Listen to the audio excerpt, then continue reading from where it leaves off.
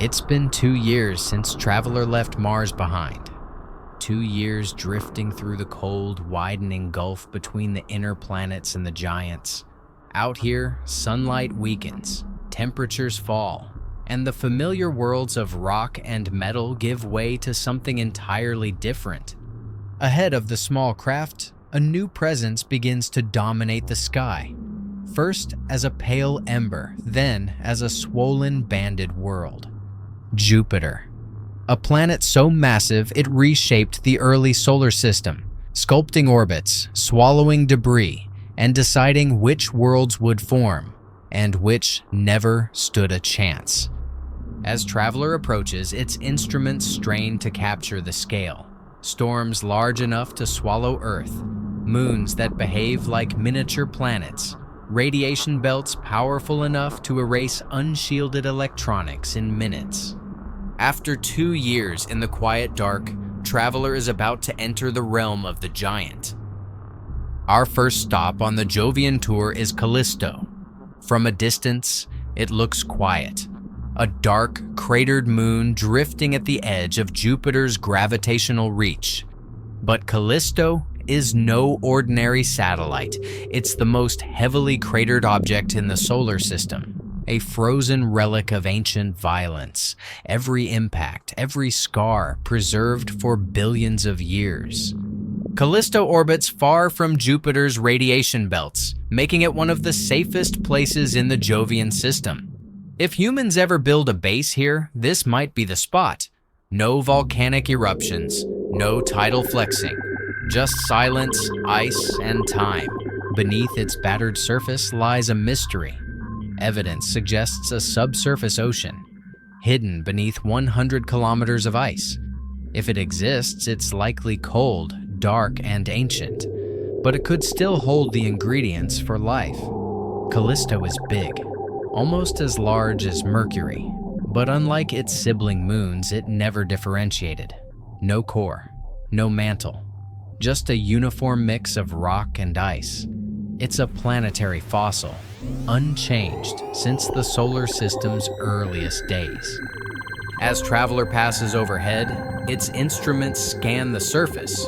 Craters overlap like ripples in a pond. Bright rays stretch across the terrain.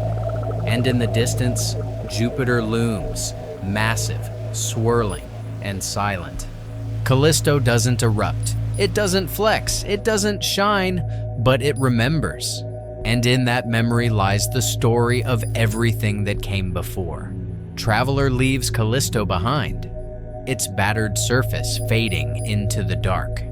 The spacecraft begins a slow descent along Jupiter's orbital highway, tracing the path inward toward the next destination, Ganymede. It's not just another moon. Ganymede is the largest satellite in the solar system, larger than Mercury, nearly as wide as Mars. But unlike a planet, it doesn't orbit the sun. It orbits Jupiter. From a distance, Ganymede appears mottled, light and dark regions etched across its icy crust. The bright terrain is younger, shaped by tectonic forces that stretch and fracture the surface.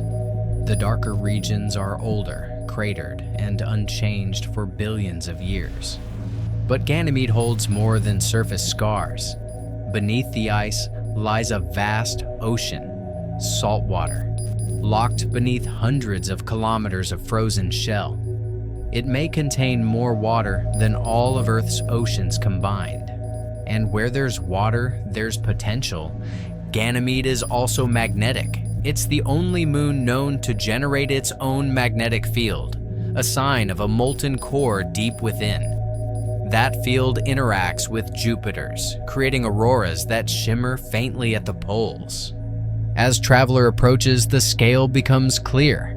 Mountains rise from the plains, grooves stretch for hundreds of kilometers, and the icy crust reflects the distant light of the sun, dim but persistent. Ganymede is not just a moon, it's a world. A tectonic, ocean-bearing magnetized world, quietly orbiting in the shadow of a giant. From a distance, it looks quiet. a pale, icy moon orbiting deep within Jupiter's magnetic field. But beneath that frozen shell, something stirs. Europa is small, slightly smaller than Earth's moon, but its surface is unlike anything else in the solar system. Smooth, bright, scarred by long reddish-brown streaks called lineae. These fractures stretch for hundreds of kilometers, crisscrossing the ice like veins. They hint at motion, at pressure, at something moving beneath.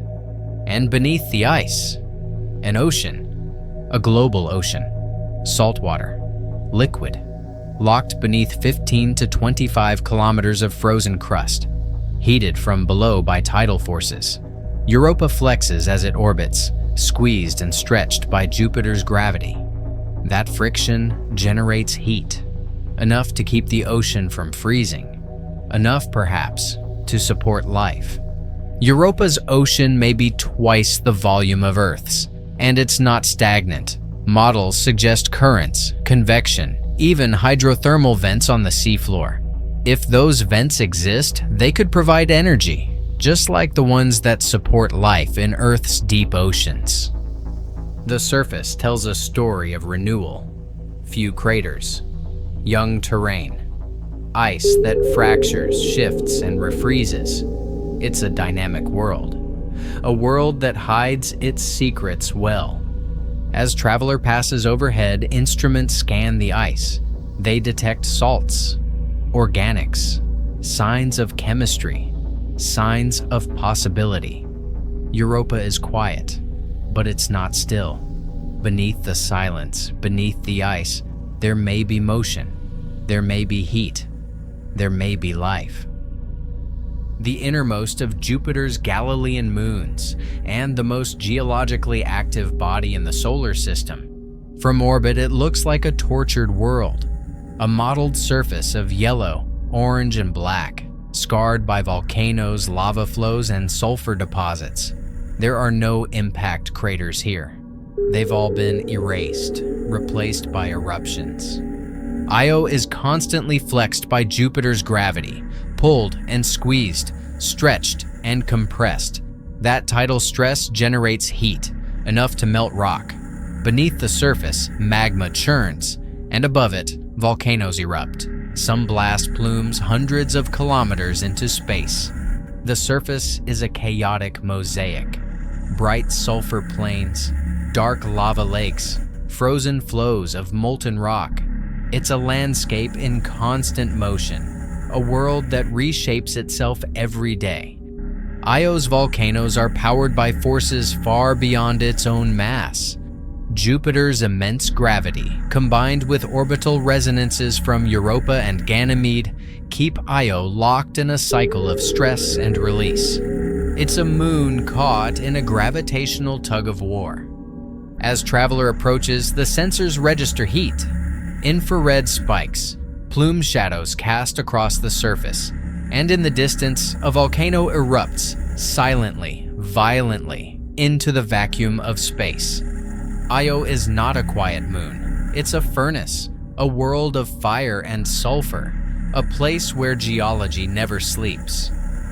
With the 4 major Jovian moons explored, now Traveler turns its sensors to the giant itself, Jupiter, a world so massive it could swallow all the other planets and moons in the solar system and still have room to spare. It's not just a planet, it's a system shaper, a gravitational anchor, a relic of formation. From orbit, Jupiter is mesmerizing. Bands of clouds stretch across its surface, alternating zones and belts, each driven by powerful jet streams moving in opposite directions. These bands aren't just color, they're chemistry. Ammonia, water vapor, and complex hydrocarbons swirl in patterns that shift and evolve over hours. And then there's the Great Red Spot, a storm larger than Earth. It's been raging for centuries, possibly longer. Winds inside the vortex reach speeds of over 400 miles per hour. But even this iconic feature is changing, shrinking, fading. evolving. Jupiter's atmosphere is deep, far deeper than any solid surface. Beneath the clouds, pressure rises, hydrogen compresses. Eventually, it becomes metallic, conducting electricity, generating a magnetic field so vast it stretches millions of kilometers into space. That field traps particles, creates radiation belts, and sculpts the environment around the planet. It's one of the most hostile regions in the solar system. Any unshielded electronics would fail in minutes. But Jupiter isn't just gas and magnetism. It's a gatekeeper. Its gravity has shaped the orbits of comets, asteroids, and even planets. It may have prevented a super-Earth from forming. It may have flung water-rich bodies toward Earth in the distant past. As Traveler passes over the cloud tops, instruments record lightning flashes, some more powerful than anything seen on Earth.